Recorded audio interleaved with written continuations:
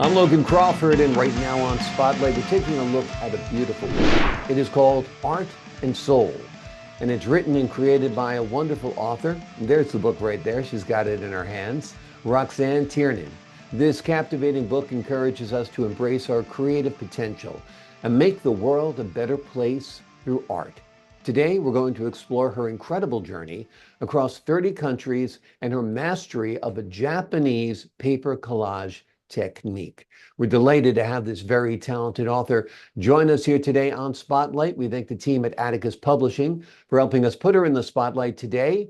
And we ask viewers like you to support authors like her by subscribing to our channel and by purchasing her amazing book. The links are below this interview. Roxsane, great to see you here today on Spotlight. Thank you so much. It's Tell good to be. us, it's great to have you on the show. Tell us a little bit about what inspired your journey into the world of shigiri and other artistic techniques. Shigiri is one of the things that I guess I was running away from my first husband, and I went to Japan. But it was just we were not getting along very well, so I went to Japan and I stayed with a friend, and she sent me to a housewife's course on how to use shigiri, on how to make pieces work. And they gave you all the bits and pieces you needed because it's a collage technique. And I had all the pieces I needed, and they said, okay, put this together. This will be a twig with a dogwood blossom on it. And that was easy. I did it in 20 minutes. They thought it was going to take 2 hours. So I just wanted to buy the paper and leave, and they wouldn't sell me the paper. They wanted me to come back the next time and do grapes. No. Took me That's about funny. So six you weeks. were a natural. You took to it right away. Yeah. Yeah. That's awesome. Tell the folks at home a little bit about your book, Art and Soul. What will they find within the pages? Art and Soul has a piece of my art on one page, and facing it has a poem that I wrote. And I wrote most of the poems when I went to Mexico I was 45 years old. I went to become the program director at the Cabana, which is a World Association of Girl Guides and Girl Scouts, one of our world centers. So you get an influx of people every so many days, and you run a program that's appropriate. And usually you get about 6 different countries at the same time, so that everybody has a long way to go and lots of connections to make. And I went on the way there, I decided that the thing I needed most was to learn to express my emotions. From a little child, I'd been taught that soldiers don't cry. That started at the beginning of the Second World War. Every time I'd scratch something, I was told soldiers don't cry. So I learned to bottle up my emotions, and that's not generally good. So I Exactly. decided to learn to laugh and to cry in the 2 years I was there. And I pretty well succeeded. Well, that's wonderful. Well, your travels have really had an impact on you. Your travels to Mexico and beyond, 30 countries, as I mentioned earlier in the program. Has it influenced your artistic style and your philosophy? Mostly my philosophy. I think somebody asked on some survey I took recently, if you had to pick 2 countries that you'd like to live in, and that be on top of where you already live. And I picked Japan and Finland, because both of them have very, very calm, very people conscious backgrounds. The way they live is impressive. Yeah, I just actually returned from a trip to Japan, and the gentility of the people there, the orderliness of society, from every manicured lawn to every manicured bush, it's amazing. Everything seems to be a piece of art in progress, right? Yeah, everything's well done. If you lose something in Japan, you drop it. They pick it up and hang it on the nearest tree or fence post, and you've got a chance of taking it back. You don't Exactly. have to worry about your camera getting stolen if you leave it behind in a taxi. They'll track you down. Amazing. Yeah, it is amazing society and an amazing people for sure. Is there a most memorable moment from your travel in all those different countries over the years? Hmm. Well, mostly it's been with Girl Guides or Girl Scouts in the States. Hmm. And a most memorable moment would probably be the last time I visited Japan. And with my minimal Japanese, I said to my support over there, my best friend Motoko, and I called her my devil instead of my older sister. Hmm. And fortunately, the other six people that were there, when they realized what I'd done, we could all laugh. And I was kind of like, holy cow, you know. That's funny. That really is a funny story.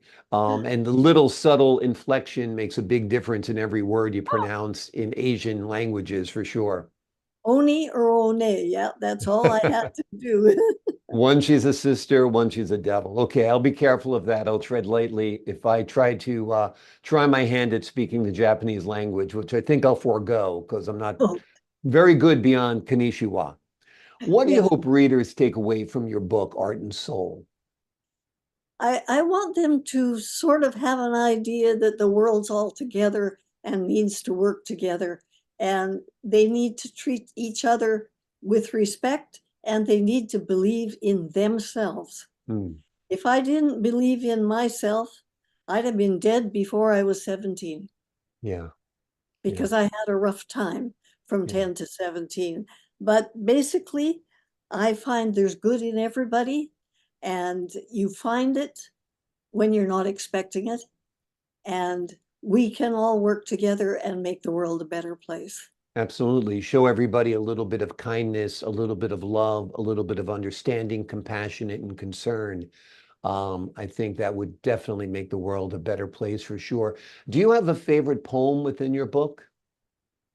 Oh, well, I asked my husband to pick one out, and he picked out this one, and it fits right in with what we said.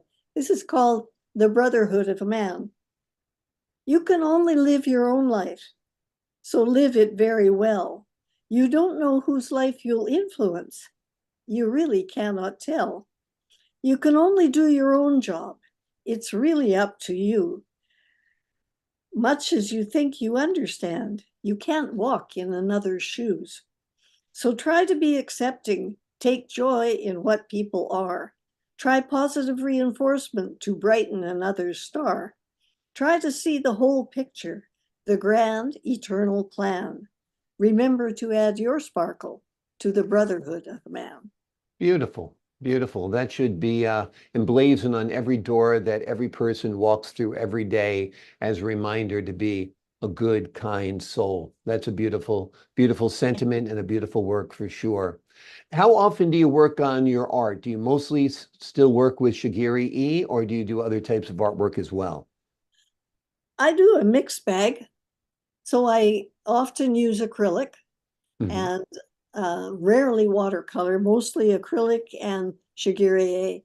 And I work on it off and on, but fairly steadily. So I may not get there in this 10 days, but in the next 10 days, I may put in 3 days. So right now, I'm a member of the Federation of Canadian Artists, which you have to qualify. They jury you in or out, and they juried me in 2000.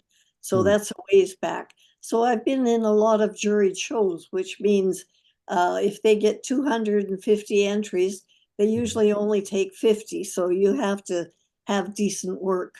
So Well, uh, that I've been looking in. at your book, obviously your work is outstanding, so I can see why certainly you have been accepted by that esteemed organization.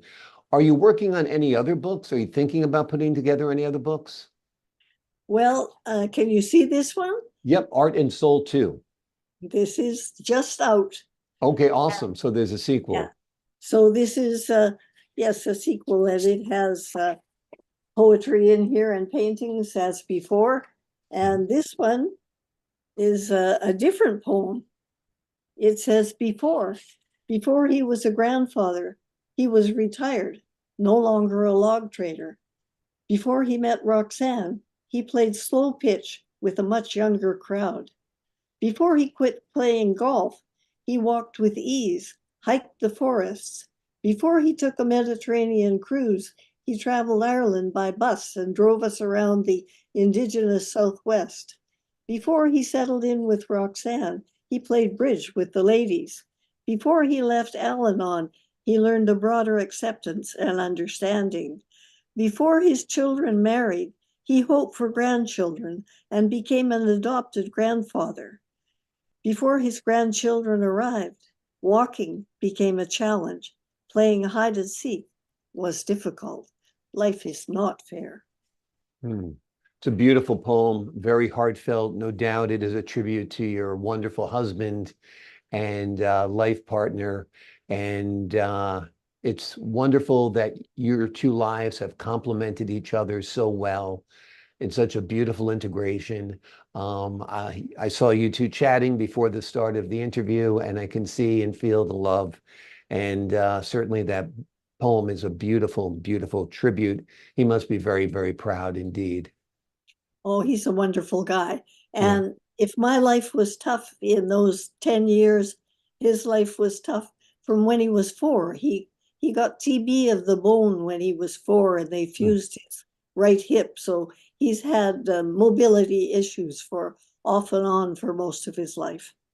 Amazing, amazing. Well, it doesn't seem like it held him back any, despite the physical challenges.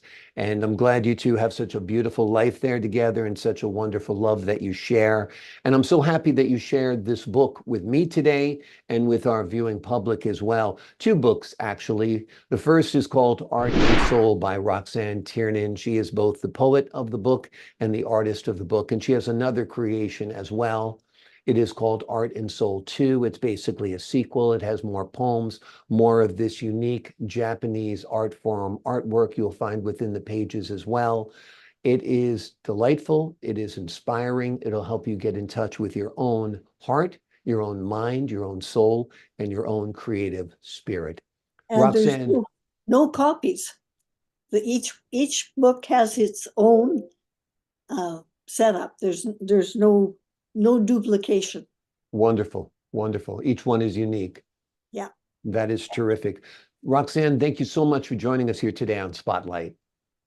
And thank you for having me. And I like the background you have behind you and your lights coming up and here, there, but nothing beats your smile. Well, I appreciate that. And I love your smile as well.